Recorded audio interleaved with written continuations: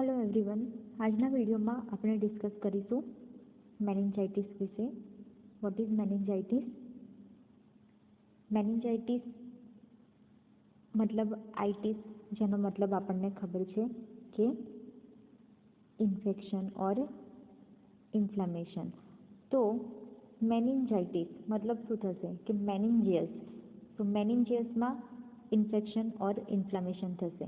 अब what is meninges? So meninges, it's outer covering layer of the brain and spinal cord.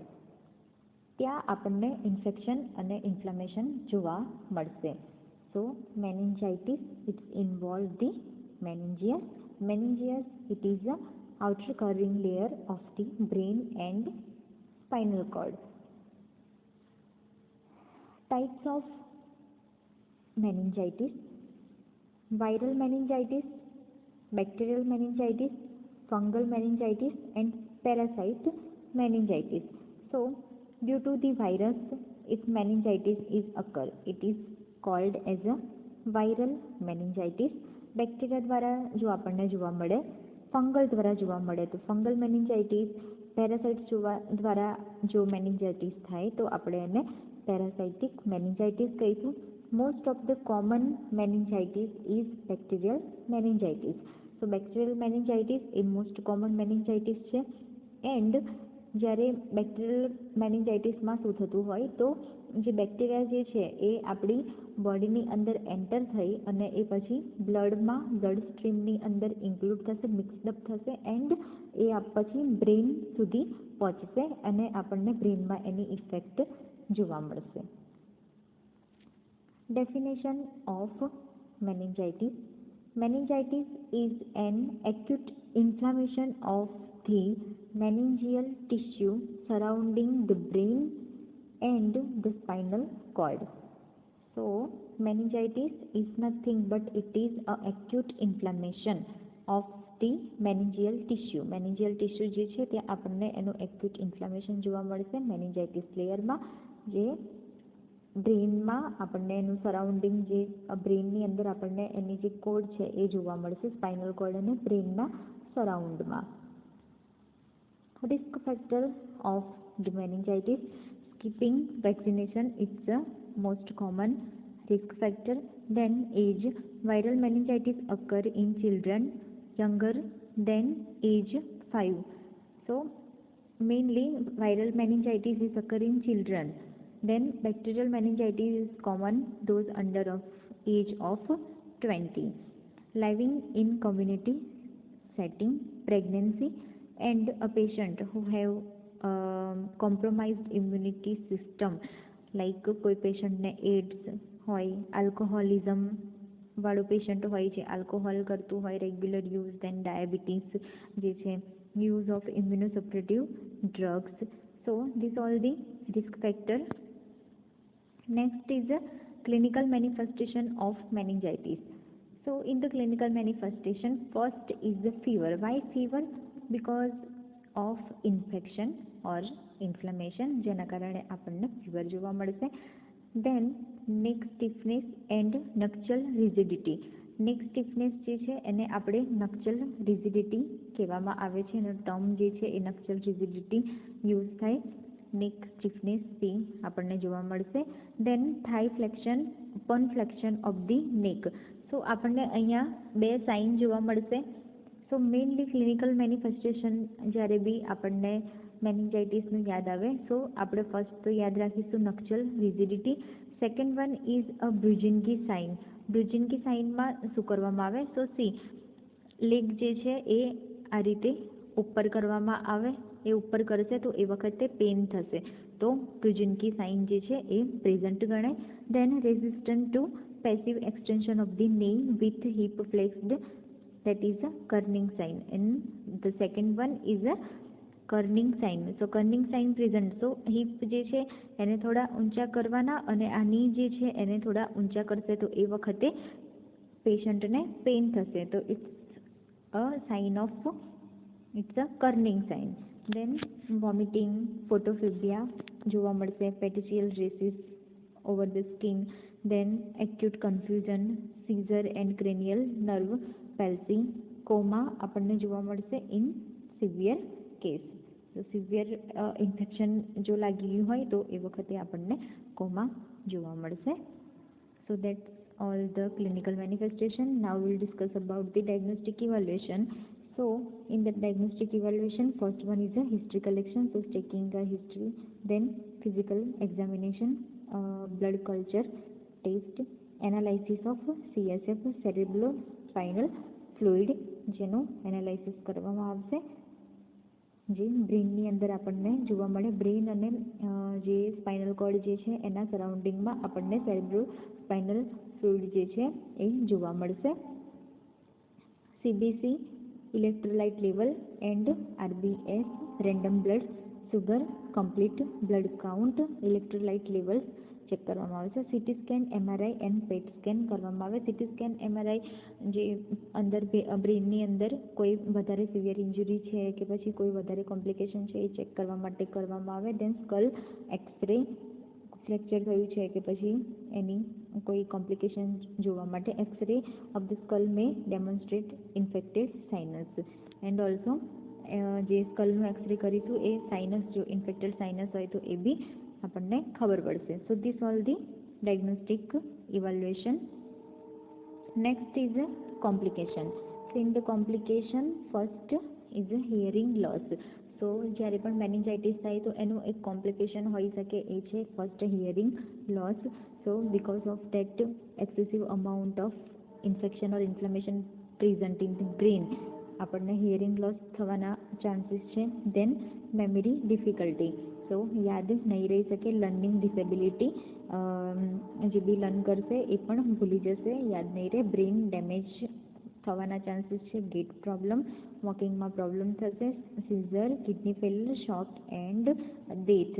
So this all the complication of meningitis. Next, management. So in the management, first is the medical management. The medical management, pharmacological management.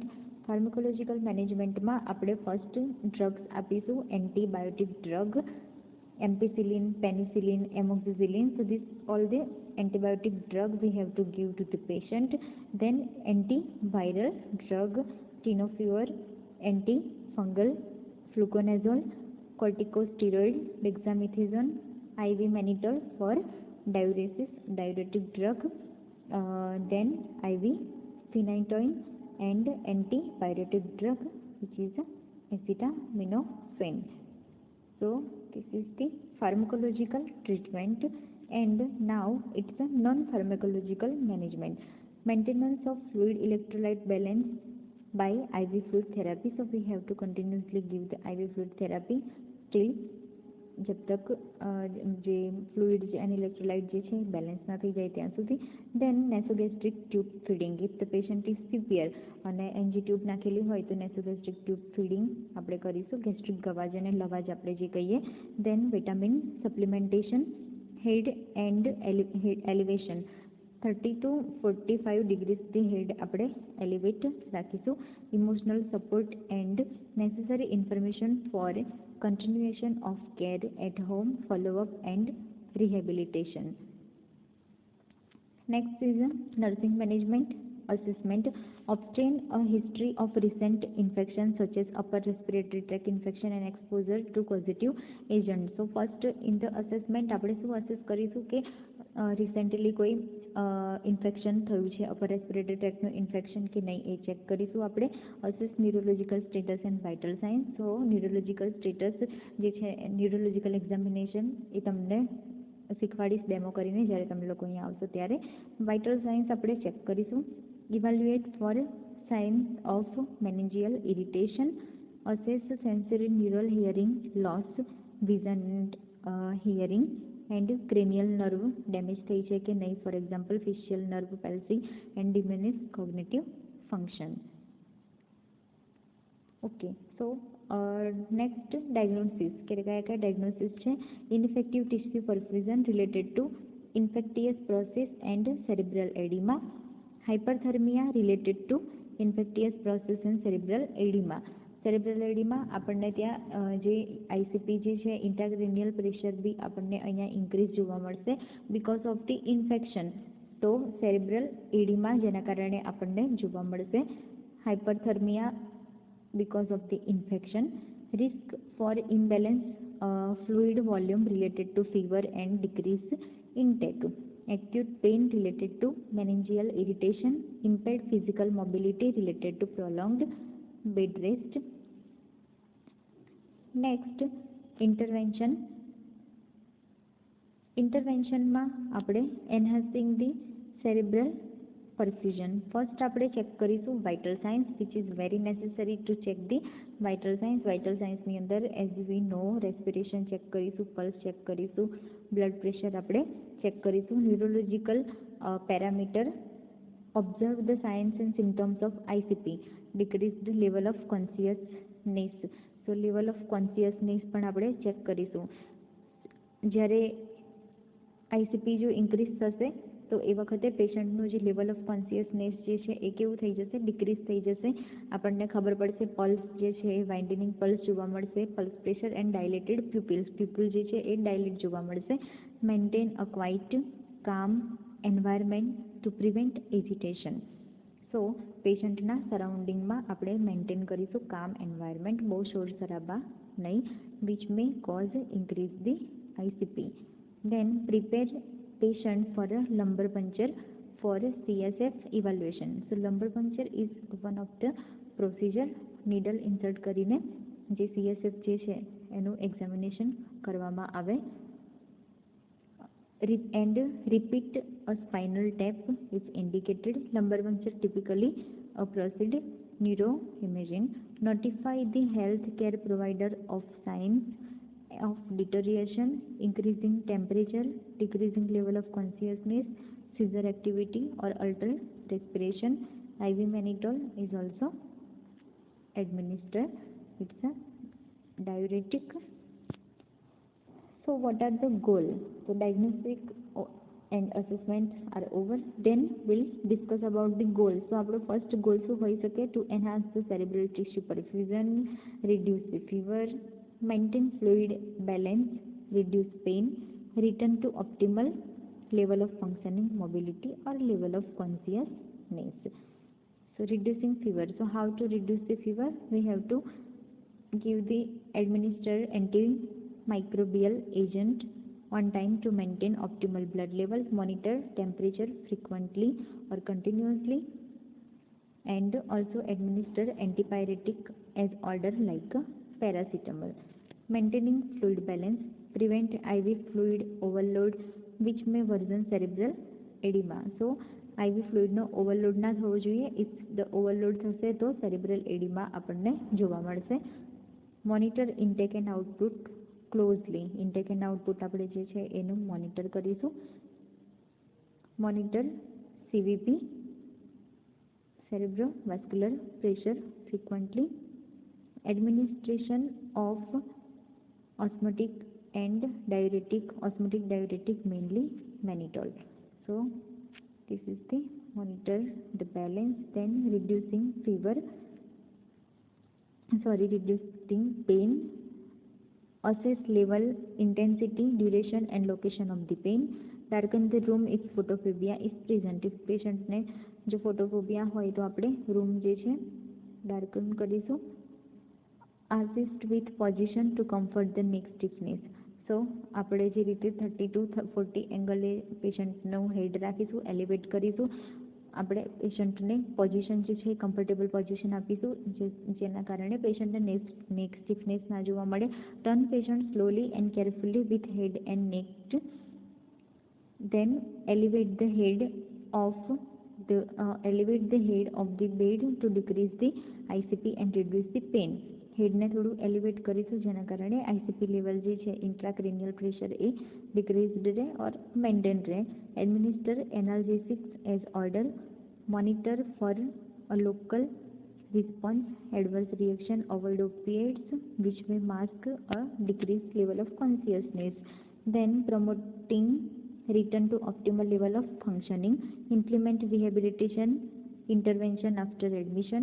Progress from a passive and active exercise based on patient neurological status. So active and passive exercise patient ને કરાવીશું, but એના પહેલાં આપણે પેશન્ટનો neurological status જે છે એ check કરીશું and પછી. Okay, so here assignment for you. The normal level of ICP જે છે intracranial pressure એ કેટલું હોય, and what is the CSF and okay, lumbar puncture procedure. So these three is assignment for you. You have to return and submit.